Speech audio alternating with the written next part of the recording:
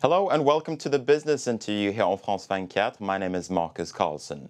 2012 has been billed as a make or break year for the euro, and there are plenty of warnings out there that the eurozone could crumble. My guest today, though, says the risk of that actually happening is over-exaggerated. Ian Bremer is the president of Eurasia Group. The consulting firm has recently come out with a report in which it outlines what the top 10 risks are for the markets in 2012, and he joins us now from New York. Mr. Bremer, welcome to the program. Thank you, Marcus. Delighted to be with you. Now, I want to turn to your top risk in just a moment, but first I want to talk eurozone. You say that the risk of it collapsing in 2012 is over-exaggerated. Why do you think that is?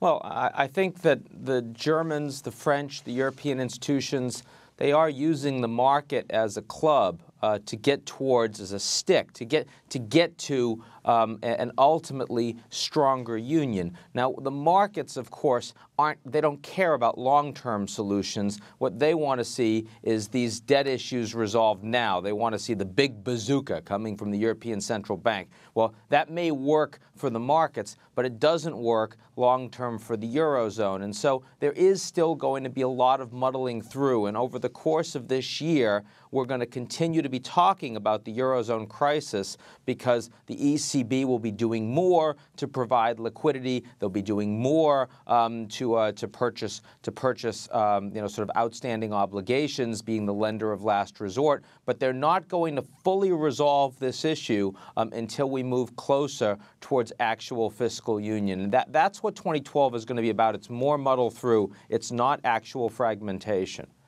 But if we look at that fragmentation issue a little bit closer, and if I play devil's advocate, all of the signals that we're getting from Greece, they're pointing in the wrong direction. It seems as if there's no light at the end of the tunnel for that country. If Greece defaults and if there is a credit event, isn't there a real risk that Greece would be forced to exit? I think that the likelihood of an actual Greek exit is quite low. And I think that ultimately, you'll see that the Germans will provide some form of restructuring and bailout. I mean, a Greek exit doesn't mean that the debt goes away. It's still there.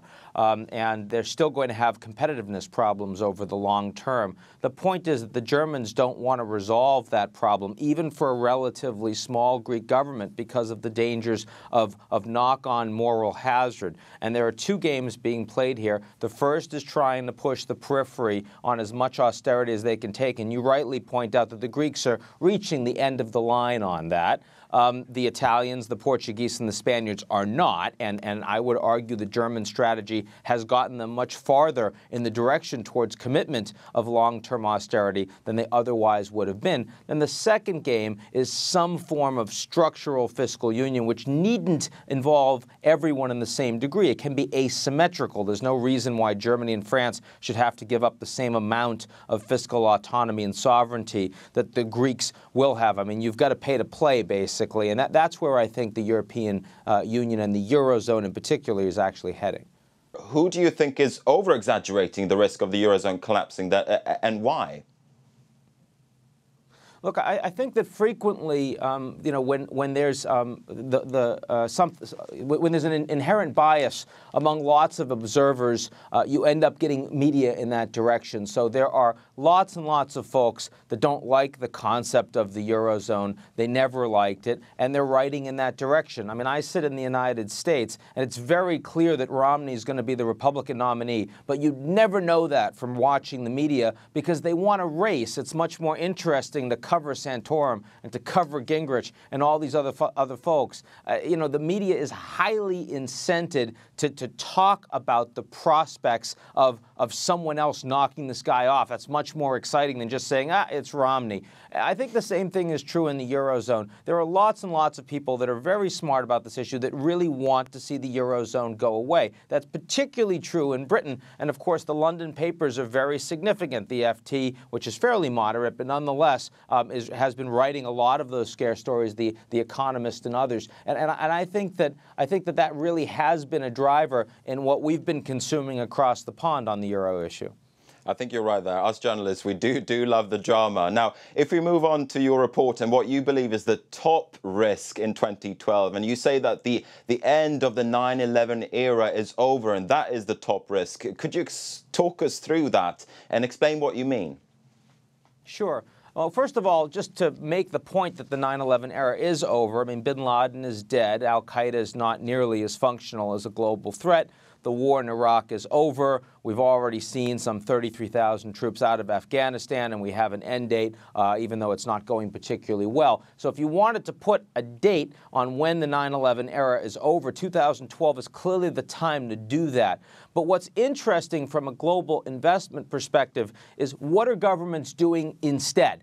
Well, the United States government, first of all, is focusing very much on the domestic economy. And secondly, it's pivoting away from the Middle East and traditional geosecurity issues towards Asia and focusing on big economic issues. The markets don't like it when governments are responsible for economic outcomes, good, bad, or indifferent. And so as a consequence, we're seeing a lot of political risks being overstated. So 2012 is all about politics and economics really coming together. But in our view, some of the biggest risks out there, we just talked about eurozone fragmentation, also the dangers of U.S. gridlock, and finally, the notion of a Chinese hard landing. All of that, I think, gets overstated by the end of the 9/11 era. And the reason that that's a risk for the markets is it means that so much of the money stays on the sidelines. Corporations are less willing to put big bets into place because they feel there's massive volatility out there. People still go into gold. They stay with the U.S. dollar as a relative safe haven. But that creates inefficiencies in the global market, and that's where we see the top risk in 2012. Now, when I was reading the report and just hearing you speak there, I was thinking it seems as if you're saying there's nothing to fear but fear itself. Is that the case? Well, when we talk about the big three macro issues out there, I'm not talking about North Korea, the Middle East. There are plenty of places where there are real and legitimate risks in the markets. But what are the big three for 2012? The United States, the numbers are actually getting better. Consumer confidence is coming back. We're in an election year where nothing's going to happen from a legislative perspective, but the Americans won't get pushed to do anything because of all the concerns on the eurozone. So there's no big 2012 risk in the U.S. We just talked about the eurozone. There's no major risk of fragmentation in the eurozone in 2012, despite all the fears. And China, there are massive problems in China over the long term because the Chinese are not rebalancing effectively. They're not taking money away from inefficient, low capital provision state-owned enterprises. But in 2012, the state is playing an enormously significant role, and they will continue to grow very strongly. And so over the course of the coming year, the biggest three things you would be worrying about, the world's three largest economic spaces, Eurozone, U.S., and China, are actually overstated. Now, your second risk, you say, is the risk that international powers will be backing away from the Middle East at a time when we've seen regimes fall in that region. When do you think we'll see that happen, and how do you think that will look like?